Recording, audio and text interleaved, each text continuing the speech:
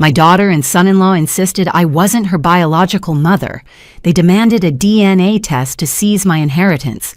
But when the doctor announced the results, my son-in-law's face turned pale as a ghost, and my daughter stood frozen in silence. Did they think they could fool an old woman like me? That DNA evidence was about to shatter their greedy delusion. Thank you for being here. Before I reveal what that DNA test showed, drop a comment where are you watching from. It helps me know you're following along. Note, while some details are fictionalized for storytelling, the lessons about family, greed, and standing firm are worth learning. When my daughter demanded a DNA test to prove I didn't deserve the inheritance her father left behind, I thought it was a cruel joke. But the look in her eyes, distant guarded, told me this was real. It was a Monday evening in October when I drove through Portland's East End toward Amanda's townhouse. The autumn air carried the scent of wood smoke and dying leaves. William had been gone for 2 years, but I still reached for his hand on long drives, still turned to share observations with an empty passenger seat. "Wish me luck," I whispered to the silence. Tyler answered the door before I could knock. He wore a pressed shirt and that practiced smile I'd never quite trusted. "Catherine," he said. Not Mom, as he'd called me in the early years, just Catherine, formal and cold. "Come in. We've been expecting you." Amanda appeared behind him and my heart squeezed. My daughter, 39, a high school teacher with William's thoughtful eyes and a gentle soul too trusting for this world. She wouldn't meet my gaze. "Hi, Mom," she said softly. The dining room table was set for 3. A roasted chicken sat in the center, surrounded by vegetables. Everything appeared normal. Everything felt wrong. We made small talk as we ate. The weather, Amanda's students, the foundation I'd been planning in William's name. But tension hung over the table like a storm cloud. Tyler set down his fork with deliberate precision. "Catherine, we need to discuss something important." I weighted my water glass steady in my hand despite my racing pulse. "With William's estate still in probate," he continued, "we need certainty about the legal aspects of the inheritance. We need a DNA test to confirm everything is legally clear." The room tilted. A DNA test. My daughter was asking me to prove our bond was real. "Amanda," I managed, "why would you ask such a thing?" Tyler leaned forward. "It's nothing personal, Catherine, but there have been questions, discrepancies in the family records. We just want proper documentation for everyone's protection." I turned to my daughter. "Do you believe this?" Amanda's face crumpled slightly, but Tyler's hand found hers.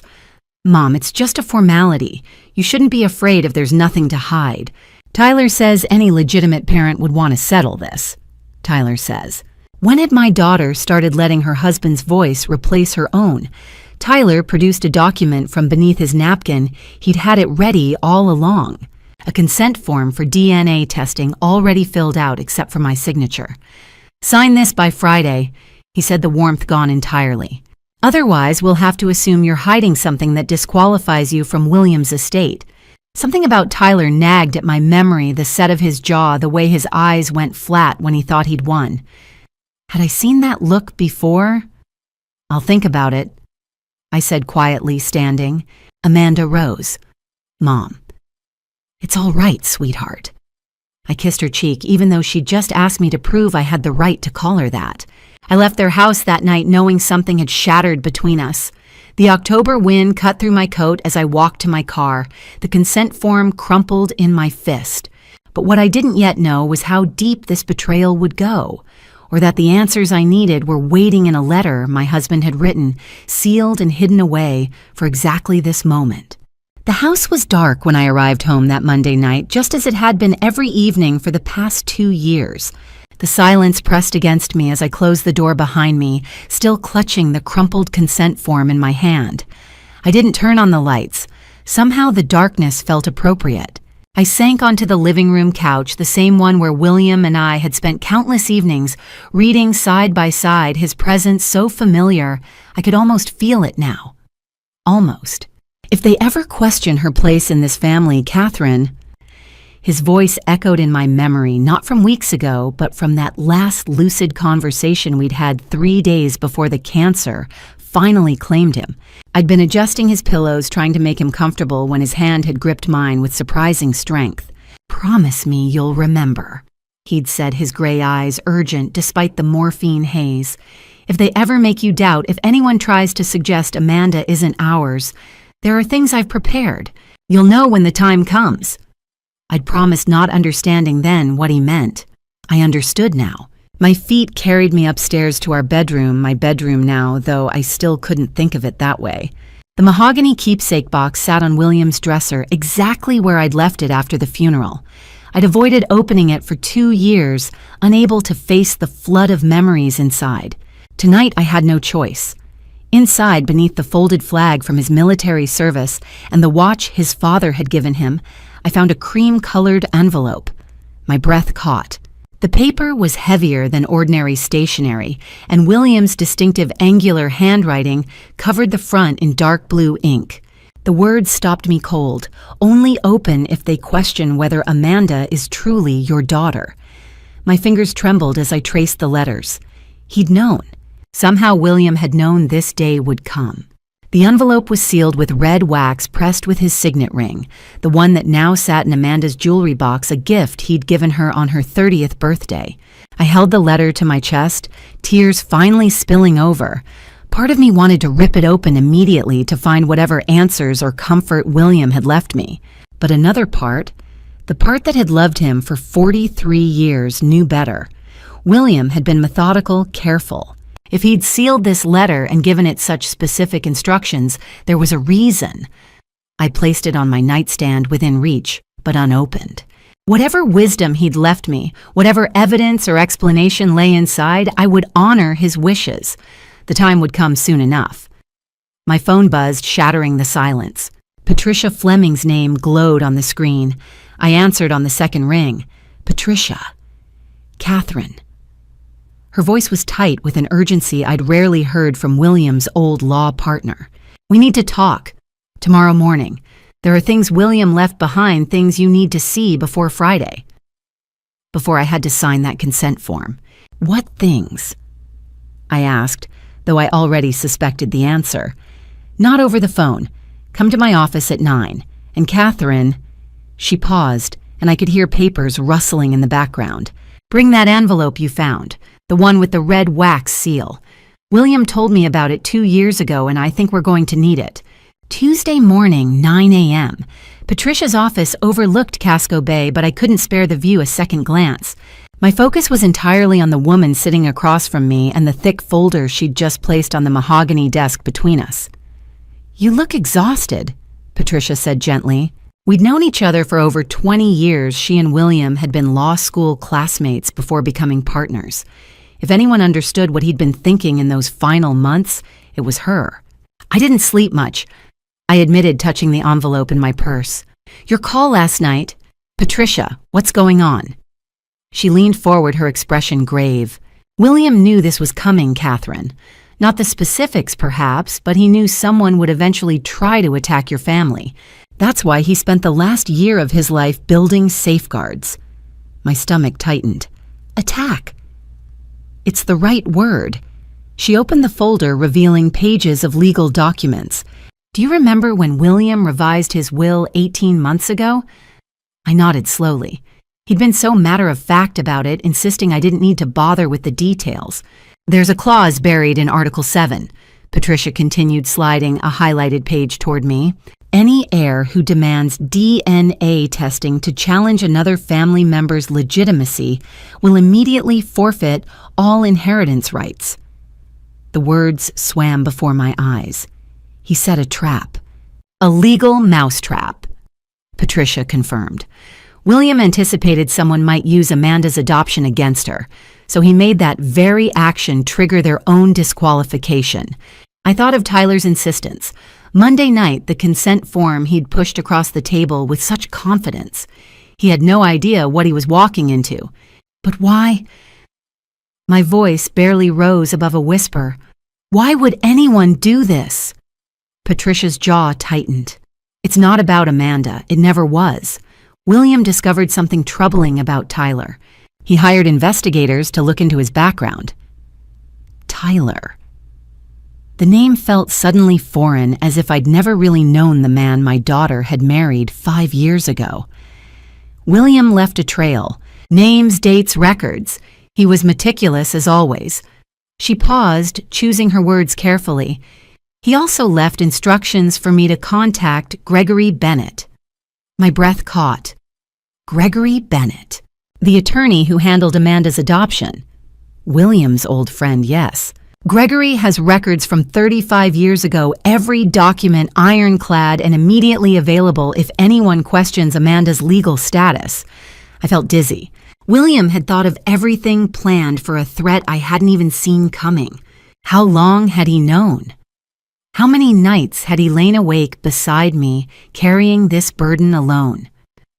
Patricia pulled out one more sheet, a handwritten list in William's distinctive script.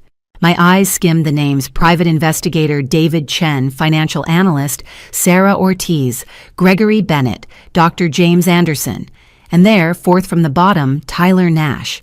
My hand trembled as I touched the name. William investigated Tyler. For over a year, Patricia said quietly. He started not long after we revised the will. Whatever he found, it was serious enough that he built an entire legal fortress around your family. She met my eyes. The question is, what did Tyler find out, and how desperate is he? The consent form in my purse suddenly felt like a ticking bomb. Friday. Tyler wanted my signature by Friday. William had been 3 steps ahead, but was it enough? Wednesday morning arrived cold and gray, matching the knot in my stomach. I'd barely slept since leaving Patricia's office yesterday. The consent form Tyler had given me Monday night sat on my nightstand beside William's sealed letter, both waiting for decisions I wasn't ready to make. Then I saw Amanda's car pull into the driveway. She never came without calling first, not in 39 years. Through the kitchen window, I watched her sit motionless behind the wheel hands, gripping it even after she'd cut the engine. That look on her face, I knew it. The same one I'd worn at her age when doing something I hated, but felt I had no choice about. When she finally came to the door, there was no hug, no "Hi, Mom" in that bright voice she'd inherited from William, just a stiff nod as she stepped inside. "Coffee," I offered. "No, thank you." She clutched her purse like a shield. "I can't stay long." We stood in the entryway, my daughter and I separated by 3 feet that might as well have been the Atlantic. Amanda reached into her purse and pulled out an envelope. Official, typed on legal letterhead I didn't recognize. Not Patricia's firm. "I need you to sign this." Another consent form, more formal than the one Tyler had shown me Monday. "Tyler says this is necessary." Amanda said, her voice flat in a way that broke my heart more than tears would have. "To make the inheritance rights legally clear. He says it protects both of us from any future challenges." I looked up from the document. "Tyler says." "Mom, please don't." "Do you trust Tyler?" I interrupted gently. "Or do you trust me?" For just a moment, I saw my daughter again, the little girl who'd run to me with scraped knees, the young woman who'd asked me to help pick out her wedding dress. Then the shutters came down. This isn't about trust, it's about legal protection. Legal protection from what from me? Mom. Her voice cracked slightly. "I'm sorry, I have to do this." Have to, not want to, have to. I thought of Patricia's words. It's not about Amanda, it never was. I thought of William's sealed letter upstairs. I thought of Article 7, that beautiful trap my husband had built.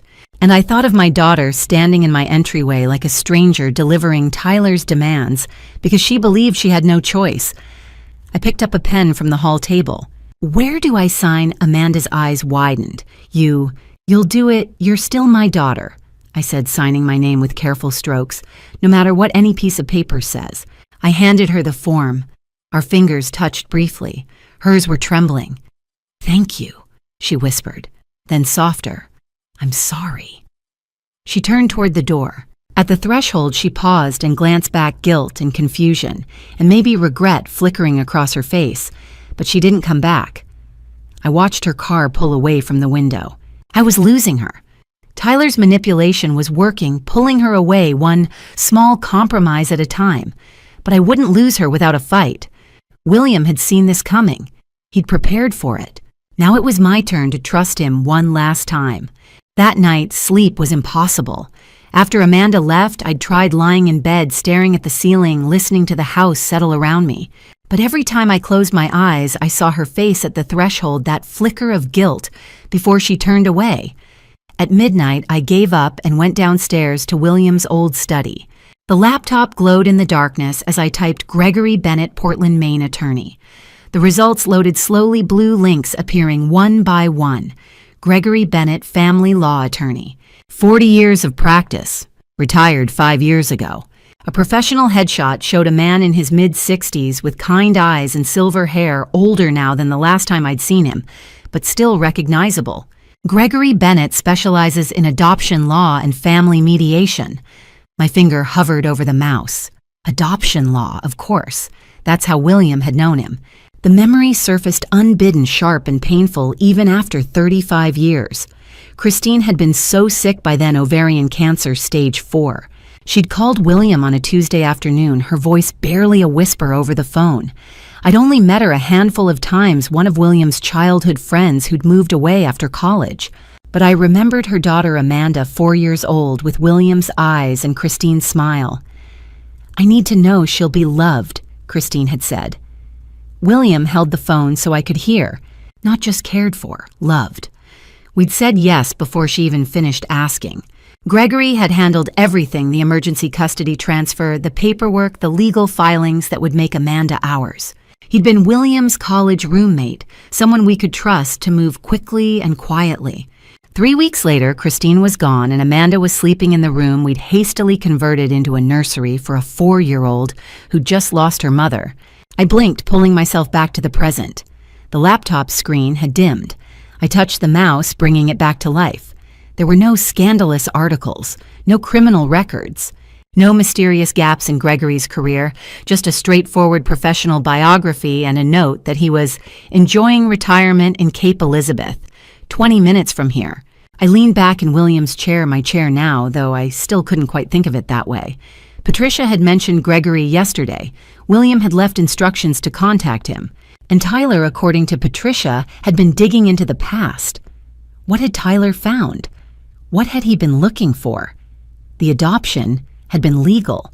Emergency circumstances, yes, but everything documented and filed properly. Christine had signed the papers. William and I had been vetted. Amanda's birth father had never been in the picture. Christine had made that clear. There were no dark secrets here, just a dying woman's final act of love for her daughter. So why had William felt the need to prepare for this? Why the elaborate safeguards, the sealed letter, Article 7? Because he'd known someone would twist it.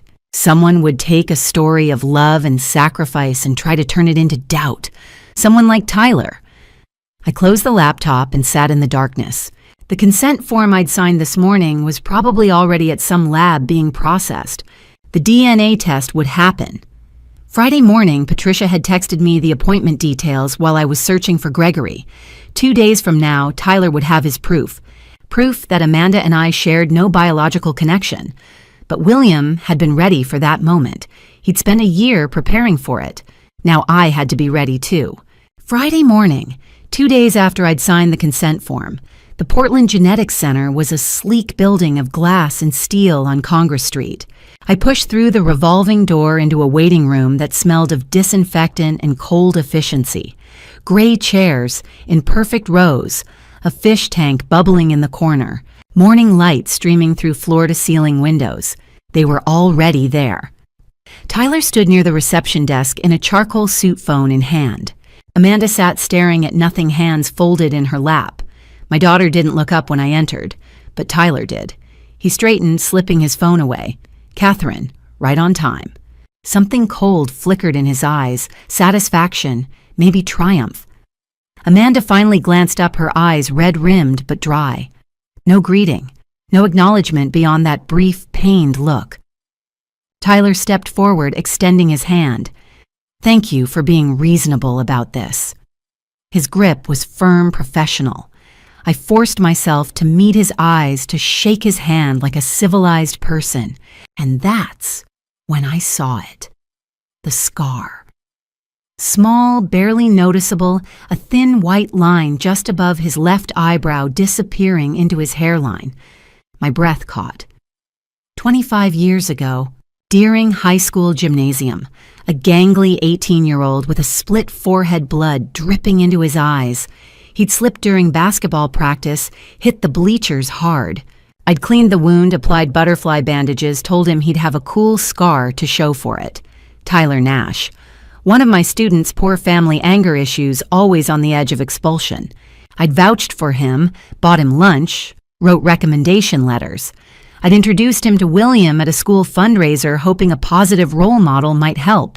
And now, he was here forcing me to prove my daughter belonged to me. Catherine. Tyler's voice pulled me back. Are you all right? I was still holding his hand, staring at that tiny scar. I released him, forcing my expression neutral. I'm fine, ready to get this over with. His eyes narrowed slightly, studying me. Did he recognize me too? If he did, it didn't show. Mrs. Monroe. A woman in scrubs appeared, Janet Coleman, according to her name tag. Dr. Anderson is ready for you. The examination room was even more sterile. White walls, metal cabinets, a padded table with crinkling paper. Dr. Anderson was calm and efficient, explaining the procedure in a voice designed to soothe. Just a cheek swab, quick and painless. Results in 72 hours. The cotton swab was rough against the inside of my cheek. Amanda would go next, then Tyler as witness. Everything documented and official. 72 hours. 3 days until Tyler had his proof that Amanda and I shared no biological markers. But William had prepared for this moment. Patricia had Article 7 ready, and now I had something Tyler didn't know I possessed. I knew exactly who he was. The boy I'd saved. The one I'd helped and believed in and introduced to my family. He'd used my own kindness to worm his way into our lives. He'd married my daughter, waited for William to die, and now he was trying to steal everything we'd built. As Janet sealed my sample in a labeled vial, the shock crystallized into something harder. Determination. Tyler thought he was 3 steps ahead. He thought he understood the game he was playing. But he'd made one critical mistake. He'd underestimated me. I would find out exactly who Tyler Nash had become in the 25 years since I'd bandaged his forehead and believed in his potential. And I would expose him for what he was doing to my family. Friday evening, an hour after Patricia's text, I met her at the office as Old Port came alive with evening lights, restaurants glowing against the October chill, couples strolling past boutiques. My world was crumbling and life just continued around me. Patricia was waiting, desk lamp casting shadows across her exhausted face. Sit down. Not a request. She knew I'd need to be sitting. She slid a manila folder across the desk. Bank statements, pages of them, highlighted in yellow amounts, circled in red. William's business account, Patricia said quietly. Tyler had signature authority as of 2 years ago. William added him after the wedding for succession planning. My stomach dropped. What did he do? Over the last 8 months of William's life, Tyler made systematic withdrawals. 5,000 here, 7,000 there, always with plausible vendor names properly documented. She pulled out another sheet. Except the vendors don't exist. The room tilted. I gripped the desk. $95,000, Patricia said. Gone. Funneled into a secondary account we only discovered because William left notes in a separate ledger, one Tyler didn't know about. William knew. He discovered it 6 months before he died. And instead of confronting Tyler, he did something brilliant. Patricia's jaw tightened. He let it continue. What? He documented everything. Every false invoice, every forged signature, every transfer. He built an airtight case while he was dying. She tapped the folder. He made sure the evidence would speak for him. I stared at the statement, seeing William's methodical mind at work even as cancer ravaged him. Planning, preparing, protecting us. Does Amanda know? The question escaped before I could stop it. Patricia's expression softened with something like pity. That's what we need to find out. The implications hit like a physical blow. Victim or accomplice? Had Tyler hidden this, or had Amanda watched him steal from her dying father and said nothing? I thought of Wednesday morning. Amanda in my entryway, guilt in her eyes when she glanced back. I'm sorry, I have to do this. Had she meant more than just the DNA test? There's more, Patricia said, pulling out a handwritten note in William's script. The secondary account isn't in Tyler's name alone. There's a co-signer, Brenda Nash. Brenda? Tyler's mother. Patricia's lips pressed thin. Which means this wasn't opportunistic theft. It was planned, possibly from the beginning. The room felt too small. Tyler hadn't just married into our family, he'd infiltrated it. With his mother as accomplice, he'd waited for William to be at his weakest and systematically stolen nearly $100,000. And I'd helped him. I'd been the school nurse who'd vouched for him, believed in him, introduced him to William. What do we do? I asked. We wait. Patricia closed the folder. The DNA results will be ready Monday morning. When Tyler thinks he has proof that Amanda isn't legally entitled to William's estate, he'll make his move. That's when we show him everything, Article 7, the theft evidence, all of it. She met my eyes. William built a trap, Catherine. Now we just let Tyler walk into it. I nodded, hands still shaking. 3 more days. 3 days until the DNA results confirmed what we all already knew, that Amanda and I shared no biological connection. But biology didn't matter. William had made sure of that. The truth about Amanda's adoption, about Tyler's theft, about William's meticulous preparation would all come out at once, and there would be nowhere left for anyone to hide. Monday morning, week 2, 72 hours after the test. The conference room felt smaller than it had last Friday. Same white walls, same metal table. But now the air was thick with tension. We gathered like opposing armies, Tyler and Amanda on one side, Patricia and me on the other. Dr. Anderson sat at the head, a manila envelope before him. I have the DNA test results, he said, his professional calm barely masking discomfort. Tyler leaned forward. Amanda sat perfectly still, eyes fixed on nothing. Dr. Anderson opened the envelope. The analysis is conclusive.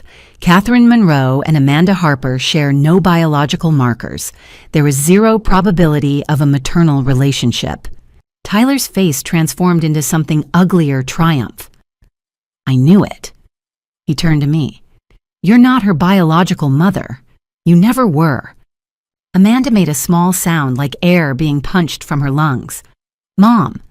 I stood slowly, feeling calmer than I had in days. I know, sweetheart. I've always known. You what? Tyler's triumph faltered. I turned to face him fully. And I also know who you are, Tyler. His eyes narrowed. What are you talking about? The scar above your eye. You got it 25 years ago at Deering High School. Basketball practice, gymnasium floor bleachers. My voice was steady, clinical. You were 18. I was the school nurse who bandaged you up. The color drained from his face. You were a senior with anger issues, a poor family that couldn't afford college. I vouched for you when teachers wanted you expelled. I wrote recommendation letters. I helped you get financial aid. I paused. And when you graduated, I introduced you to my husband. Amanda's head swiveled to Tyler, horror dawning. William gave you a job at his construction company. Part-time while you attended community college on that scholarship I helped you get. He mentored you for 4 years, Tyler. Paid for your textbooks when your aid fell short. You worked for us from age 19 to 23. Tyler's jaw clenched. That was a long time ago. It was, so tell me, when did you start planning this? When you randomly met Amanda at that reunion 5 years ago? Or had you been tracking our family longer? You're insane. Am I pulled out my phone, showed him the photo Patricia had found, his old employee file. You had access to our home, our finances, our lives. Then you disappeared. Said you were moving to Boston for law school. I did move to Boston and came back engaged to my daughter. I met his eyes. What are the odds? The room went silent. Amanda stood abruptly, chair scraping. Tyler. Her voice shook. Tell me she's lying. Tell me you didn't know her before we met. Tyler opened his mouth, closed it. For the first time, he looked genuinely rattled. We met at the reunion, Amanda. You know that. But you knew who I was before then. Amanda's voice rose. You knew she was my mother. You knew about my father. She pressed a hand to her mouth. Did you marry me to get to my family? That's ridiculous. I love you. Do you... Patricia's voice cut like a blade, because the evidence suggests otherwise.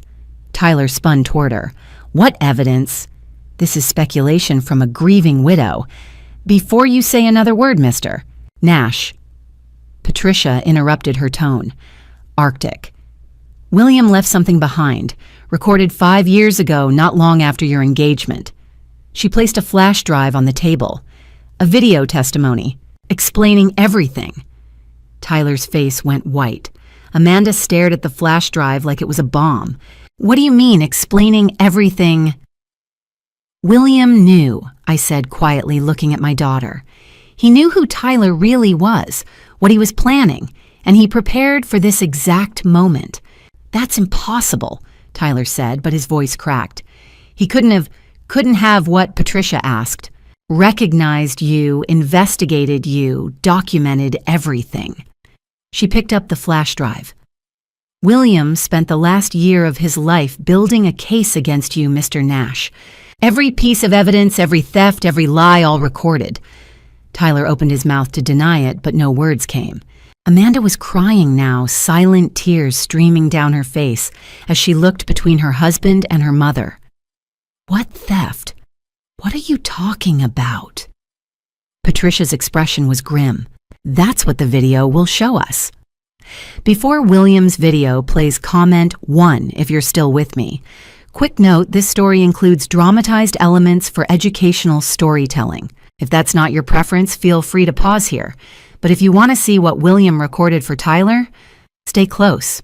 Immediately following the revelation, Patricia connected her laptop to the wall-mounted screen. The room fell silent. William's face filled the screen. He looked thinner, the cancer had already begun its work, but his eyes were sharp, clear, filled with determination. He wore the blue shirt I'd bought him for his birthday.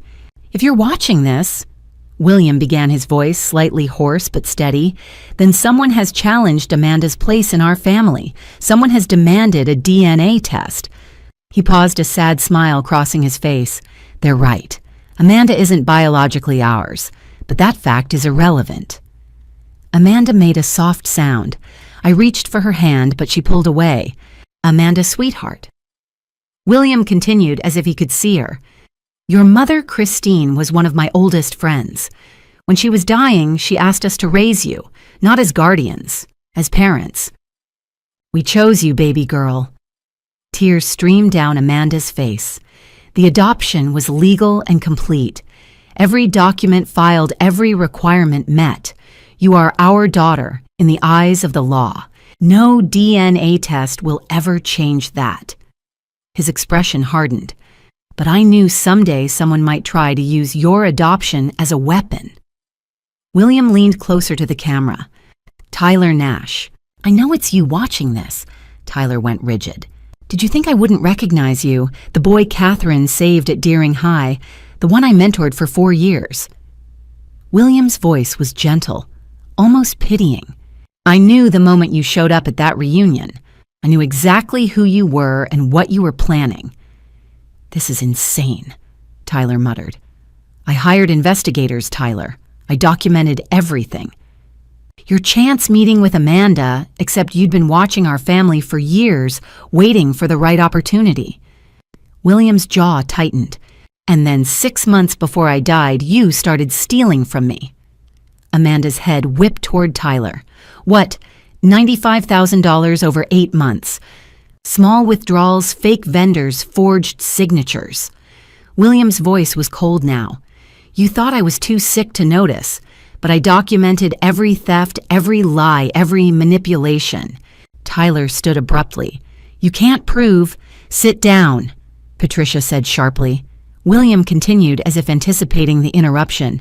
I could have stopped you immediately. I could have had you arrested, prosecuted, destroyed. But I wanted something better than revenge. I wanted to protect my family even after I was gone. My vision blurred with tears. So I built a trap, Tyler. Article 7 of my will states that anyone who challenges Amanda's legitimacy immediately forfeits their own claim to family assets. William smiled. You played right into it. The moment you pushed for that DNA test, you disqualified yourself from everything. Tyler's face went from white to gray. Catherine. William's voice gentled, speaking directly to me across 2 years and a grave. I know you're blaming yourself, thinking you brought Tyler into our lives. You saw a boy who needed help and you helped him. That's who you are. That's why I loved you. Don't let his choices taint your compassion. I pressed my hand over my mouth, unable to hold back a sob. Amanda, sweetheart, trust your mother. She's stronger than Tyler ever imagined. William's eyes were fierce. And remember, family isn't about blood. It's about choice. We chose you. Every day we chose you. Nothing will ever change that. The screen went black. For a long moment, no one moved. Amanda sat, frozen tears streaming silently. Tyler stared at the blank screen like it had betrayed him. Then Tyler lunged toward the door. Patricia's voice stopped him cold. Sit down, Mr. Nash. We're not finished yet. He froze, hand on the doorknob, breathing hard. That video was recorded 5 years ago, Patricia said, standing slowly. But William's preparations didn't stop there. He spent his final year gathering evidence. Every forged signature, every fake invoice, every dollar you stole, it's all documented. And it's all been submitted to the Cumberland County District Attorney's Office.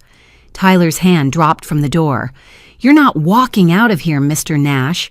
You're walking into a courtroom. The silence after William's video felt like a held breath. Patricia opened a thick folder on the table, spreading documents across the surface. This is what William spent his final year compiling. Bank statements, forged signatures, fake vendor invoices, $95,000 stolen systematically over 8 months while he was dying. She slid a highlighted page toward Tyler. Under Article 7, anyone who challenges Amanda's legitimacy forfeits all inheritance rights. You did that Friday. Her voice was clinical. But the theft is criminal. The district attorney received this file 3 days ago. Tyler's breathing went shallow. You're facing multiple felony counts, Mr. Nash. Forgery, embezzlement, theft by deception. He set me up. Tyler exploded, slamming his fist on the table. This whole thing was a trap. He deliberately let me. He gave you the rope to hang yourself, Patricia corrected coldly. And you did.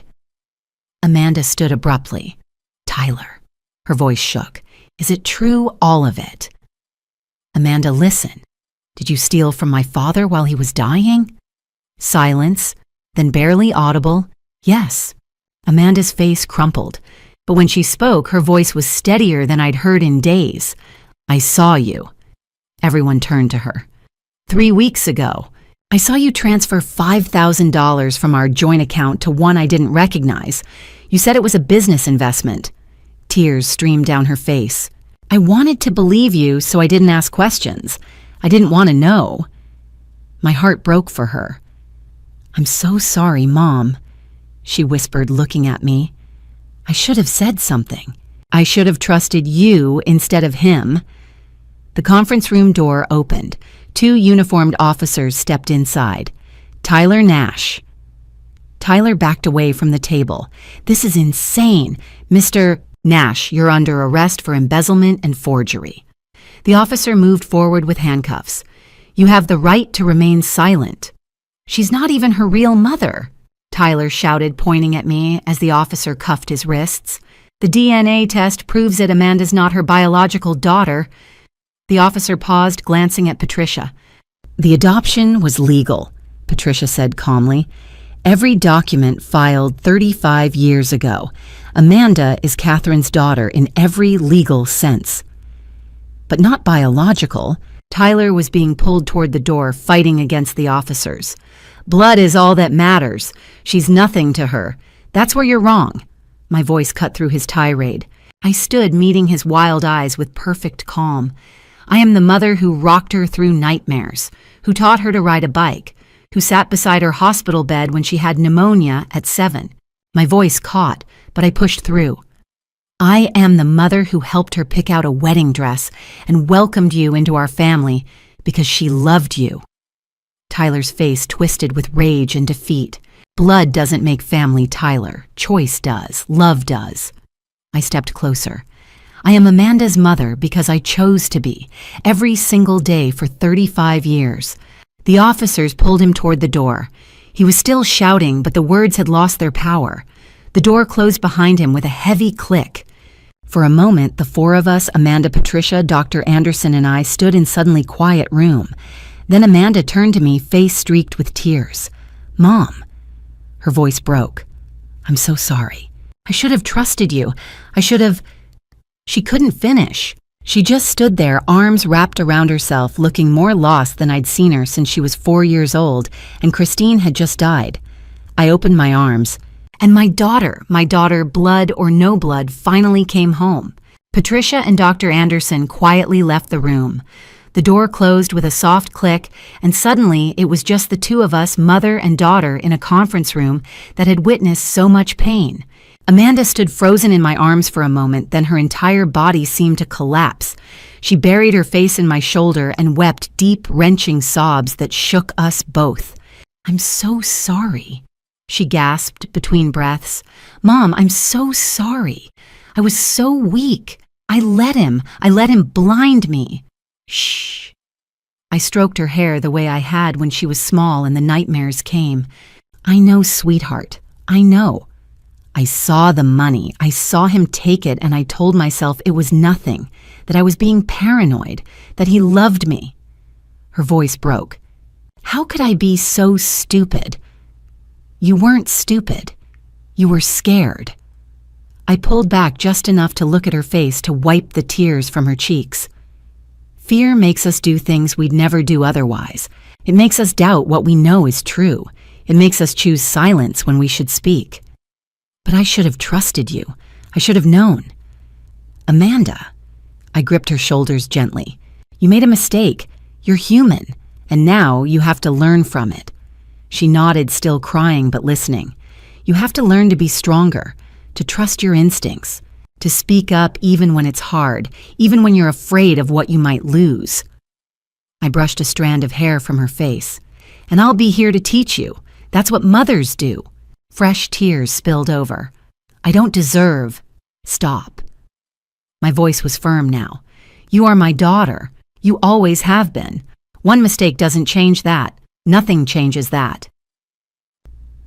We stood there for a long moment, holding each other in the sterile conference room, and slowly Amanda's breathing steadied. "Why didn't you tell me?" she asked. Finally, her voice small. "About the adoption. About Christine. Why did you keep it secret?" I'd known this question would come. William and I had discussed it years ago, decided together what we'd say if Amanda ever asked. "Because you didn't need to know," I said simply. "You were 4 years old when Christine died. You didn't remember her. And you were our daughter, Amanda, in every way that mattered. We didn't want you to feel different or less than, or like you had to prove you belonged. You just belonged. But the truth is that we chose you. Every single day from the moment Christine asked us to raise you, we chose you." I took her hands in mine. "Not because paperwork said we had to, not because it was convenient, but because we loved you. Because you were ours." Amanda's fingers tightened around mine. "I wish Dad were here." "So do I." My throat tightened. But he prepared for this, sweetheart. He saw it coming, and he made sure we'd be protected. He made sure you'd be protected. From Tyler. Her voice hardened slightly at the name. "From anyone who would try to hurt you." I squeezed her hands. "That's what love is, Amanda. It's not just holding someone close. It's standing between them and the world when the world turns ugly."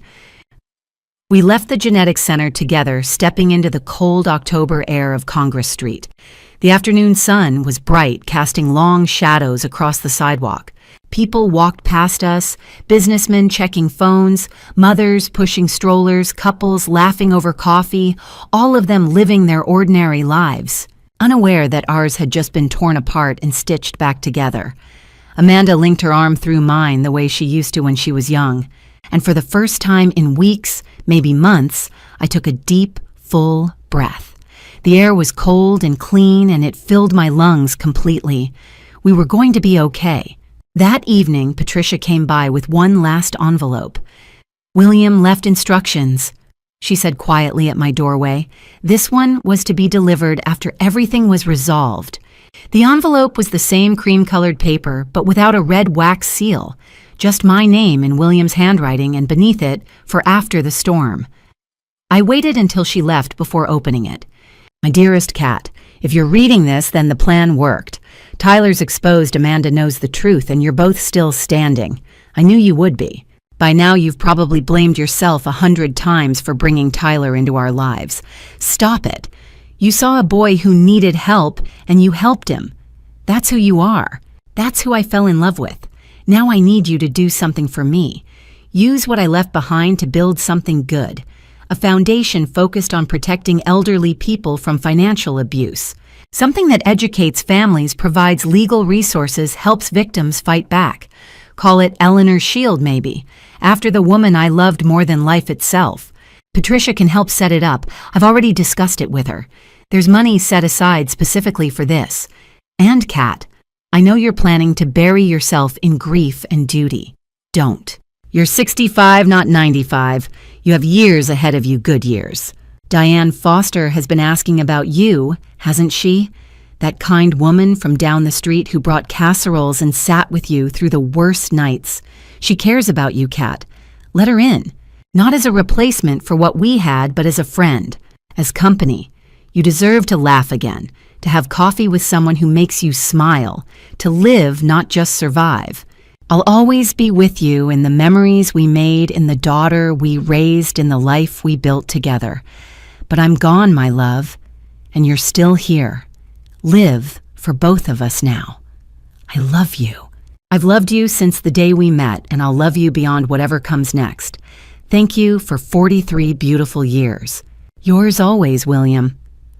I pressed the letter to my chest and cried, not desperate sobs, but something softer, something that felt like healing. William's final gift wasn't just protection or justice. It was permission. Permission to move forward. Permission to build something new. Permission to live. I folded the letter carefully and placed it beside the first one in the keepsake box. Tomorrow I'd call Patricia about the foundation. I'd start turning William's idea into reality, creating something that would help other families avoid what we'd been through. Tonight I'd let myself feel the loss, the weight of 2 years without him, the ache of knowing I'd never hear his voice again. And then when morning came, I'd begin again. 8 weeks later, I sat in Cumberland County Courthouse. The courtroom was all dark wood and high ceilings, the kind of place designed to remind people that justice was serious business.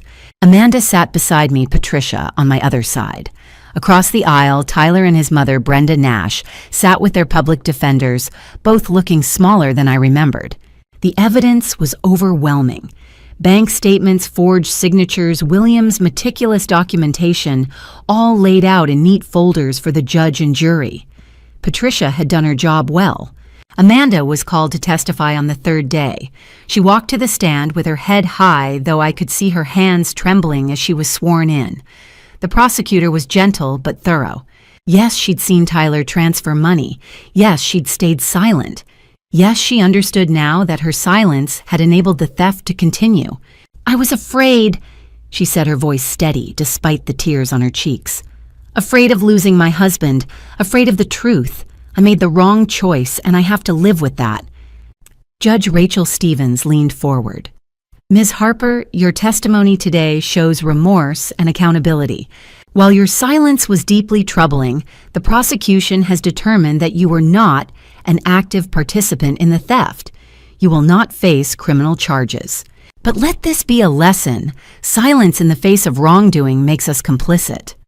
Amanda nodded, unable to speak. When it was my turn, I read the victim impact statement Patricia had helped me prepare. William Monroe spent his final year protecting his family from a predator he'd once tried to help. He documented every theft, every lie, every manipulation, not out of vengeance, but out of love. I looked directly at Tyler. You took his money. You tried to take his daughter. But you couldn't take what really mattered, the family we built on choice, and love, not blood and greed. Tyler stared at the table, jaw clenched. My daughter and I are stronger because of what you put us through, I continued. And we'll spend the rest of our lives making sure other families don't suffer what we did. The verdict came swiftly, guilty on all counts for both Tyler and Brenda. Judge Stevens didn't hesitate at sentencing. Mr. Nash, you exploited a relationship built on trust and kindness. You stole from a dying man who'd once been your mentor. This court sentences you to 9 years in state prison. Tyler's face went white. Mrs. Nash, as co-conspirator and co-signer on the fraudulent account you enabled and profited from your son's crimes. 5 years in state prison. Brenda made a small sound but said nothing. The bailiff led them both away. Tyler didn't look back. Brenda did just once, her eyes meeting mine across the courtroom. I saw no remorse there, just anger that she'd been caught. Outside, the November air was cold and sharp. Amanda slipped her hand into mine, something she hadn't done since she was a little girl. Mom, she said quietly, can we go home now? I looked at my daughter. The past 8 weeks had aged her in some ways, matured her in others. The guilt still lived in her eyes, but so did something new, strength. The kind that comes from facing your mistakes and choosing to be better. Yes, sweetheart, I said, squeezing her hand. Let's go home. 1 year later, on a crisp October morning, I stood before a building on Congress Street. The storefront windows gleamed in the autumn sunlight, freshly painted letters spelling out William's Legacy Foundation, protecting families, honoring choice. Not Eleanor's shield, as William had suggested. Amanda and I had talked about it for weeks, and we'd both agreed this wasn't about memorializing me. It was about continuing what William had started, protecting families from predators like Tyler. Inside, the small office buzzed with quiet activity. Patricia was reviewing intake forms with a new paralegal. Volunteers arranged informational brochures on tables. A banner stretched across the back wall. Family isn't blood, it's choice. Amanda stood near the front greeting guests as they arrived. She wore a navy dress and her grandmother's pearls, the ones William's mother had given her on her 16th birthday. She looked confident, poised. Nothing like the broken woman who'd stood in that genetics center conference room a year ago. Diane appeared at my elbow with 2 cups of coffee. Nervous? She asked, her kind eyes crinkling at the corners. Terrified, I admitted, accepting the cup gratefully. Over the past year, Diane had become what William hoped she would, a friend, a companion, someone who understood grief but refused to let me drown in it. We had coffee most mornings now. She made me laugh. She listened when I needed to talk about William. She never tried to replace what I'd lost, just offered something new. You're going to be wonderful, Diane said, squeezing my hand briefly before melting back into the small crowd. Patricia called for attention, and the room quieted. Thank you all for coming, she began. A year ago, a good man's final wish was carried out. William Monroe wanted to create something that would protect families from financial predators, that would honor the truth, that family is built on love and choice, not DNA. She gestured to Amanda. Today, that vision becomes reality. Amanda, would you like to say a few words? My daughter stepped forward. For a moment, I saw her as she'd been at 4 years old, small, scared, grieving her mother, Christine. Then I saw her as she was now, strong, purposeful, healing. My father spent his last year protecting me from someone who wanted to destroy our family. Amanda said, her voice steady. He taught us that biology doesn't define family. Choice does. Love does. Sacrifice does. She looked at me and I saw tears in her eyes, but also pride. This foundation will help other families facing what we faced: financial abuse, manipulation, predators who exploit trust. Will provide legal resources, education support. She paused, because no one should have to face those battles alone. The room erupted in applause. Amanda moved to the ribbon stretched across the doorway, holding the oversized scissors Patricia handed her. I joined her, placing my hands over hers. "Together," she whispered. "Always," I replied. We cut the ribbon together, and it fell in a silken puddle at our feet. The room cheered.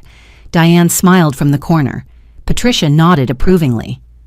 And in that moment, I felt it, a warmth that had nothing to do with the October sun streaming through the windows. William was here. Not literally, not physically, but in the work we were doing, in the daughter we'd raised, in the legacy of love and protection he'd left behind. He would have been so proud. That evening, Diane and I sat in the garden William had planted with his own hands. The October air was cool but not cold, carrying the last warmth of autumn. The wooden bench beneath us, the one William had built the summer before he got sick, still held firm. Around us, his roses bloomed in defiant reds and whites, refusing to surrender to the coming frost. He knew what he was doing with these, Diane said quietly, gesturing to the roses, varieties that bloom late, that hold on longer than they should. I smiled. That was William, always planning ahead. He planned for you, too, you know. Diane turned to look at me. He knew you'd need someone after he was gone. Not to replace him, just to remind you that life keeps going. My throat tightened. He told you that. Not in so many words, but that last summer when I'd come by with casseroles and he'd insist I stay for coffee. She paused. He'd talk about you, about how strong you were, how much you'd given up to care for him. And he'd say, "Make sure Kat doesn't disappear into that empty house after I'm gone, Diane. Promise me." Tears blurred my vision. I didn't know. He loved you fiercely. Diane's hand found mine on the bench. And he wanted you to be happy, not just surviving, happy. We sat in comfortable silence for a moment, watching the roses sway in the evening breeze. "Are you," Diane asked softly, "happy?" I considered the question. A year ago, even 6 months ago, I wouldn't have known how to answer. But now, sitting in William's garden with the foundation launched and Amanda healing and this kind woman beside me asking if I was happy, I'm getting there, I said honestly. Some days are harder than others, but yes, I think I'm getting there. Diane squeezed my hand gently. That's all anyone can ask. The back door opened and Amanda appeared with a tray bearing 3 mugs of tea and a plate of cookies. She'd changed out of her navy dress into jeans and an oversized sweater, William's old fisherman's knit that she'd claimed after he died. "I made tea," she announced, setting the tray on the small garden table. "And I was thinking, Diane, would you like to stay for dinner? I'm making Dad's famous chili, well, attempting to make it." I found his recipe card. Diane glanced at me, a question in her eyes. "Please stay," I said, meaning it. "We'd love to have you." "I'd like that very much." Amanda poured the tea, and the 3 of us sat together as the October sun sank lower, painting the garden in shades of gold and amber. We talked about the foundation, about the families we'd already begun helping, about Amanda's plans to go back to school for a degree in social work. "I want to understand it better," Amanda explained. "How predators work, how to spot the warning signs, how to help people before it's too late." "Your father would be proud," Diane said. "He is," I corrected gently. "He is proud." Amanda smiled through sudden tears. "Yeah, he is." The roses nodded in the evening breeze, and somewhere in the house, the old grandfather clock chimed 6. 2 years ago, this garden had been a place of grief, where I'd come to feel close to William after he was gone, to cry among the flowers he'd planted. Now it was something else, a place of peace, of healing, of new beginnings growing alongside the old. Diane caught my eye and smiled. Amanda reached over and squeezed my hand, and in that moment, surrounded by William's roses and the 2 women who'd helped me find my way back to life, I felt it, true peace. Not the absence of pain, but the presence of hope. We were going to be okay, all of us. We already were. As I watched the sun set over Portland that evening, I thought about everything we'd been through. 2 years since William died. 18 months since that terrible Monday dinner when Tyler had demanded a DNA test, 1 year since the trial. And here I was sitting in the garden my husband had planted with my daughter and a friend who'd become family, watching the October light turn everything gold. William had been right about so many things. He'd known Tyler would come. He'd known Amanda would need protecting. He'd known I'd blame myself, retreat into grief, forget that life was meant to be lived.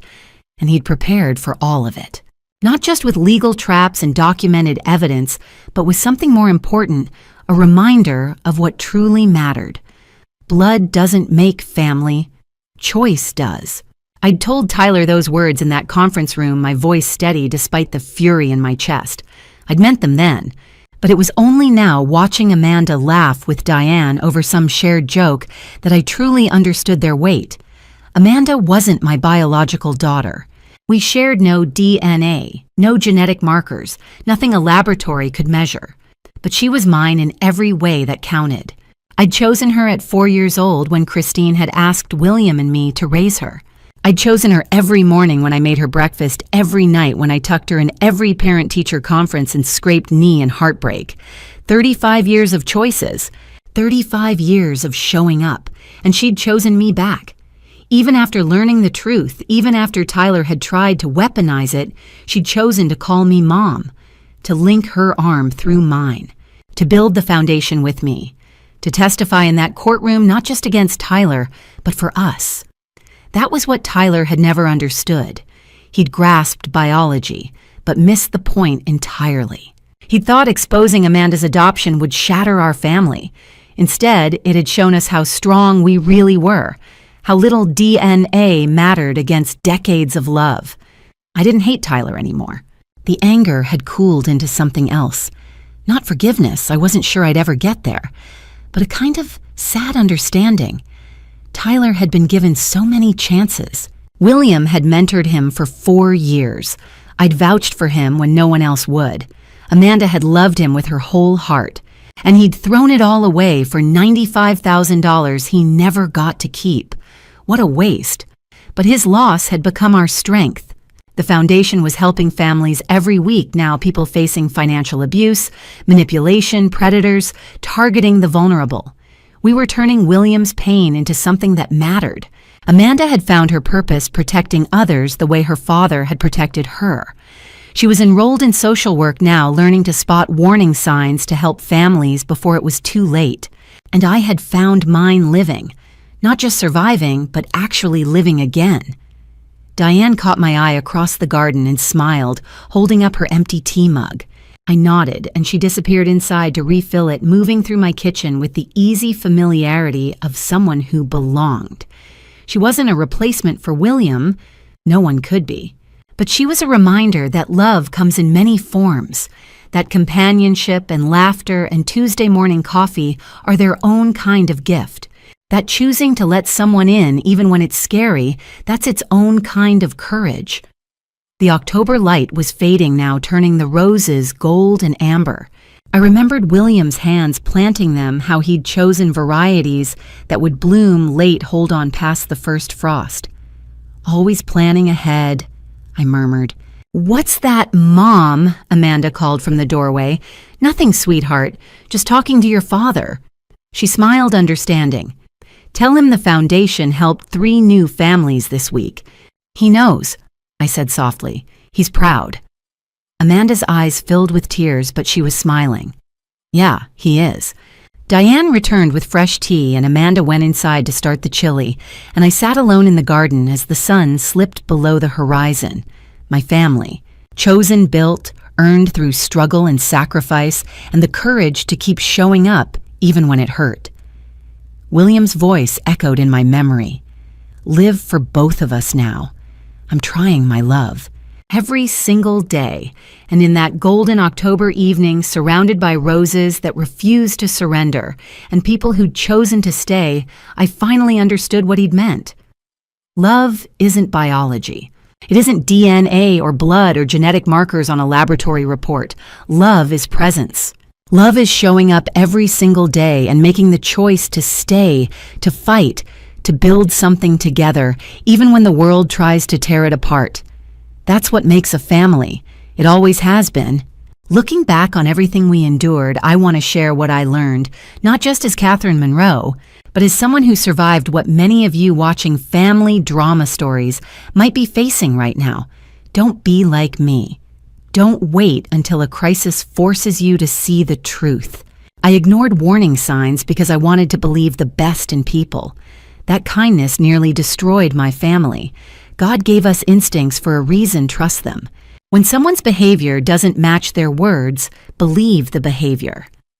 The lesson I learned: family isn't defined by blood or DNA tests. It's built through daily choices, sacrifices, and the courage to stand firm when others try to tear you apart.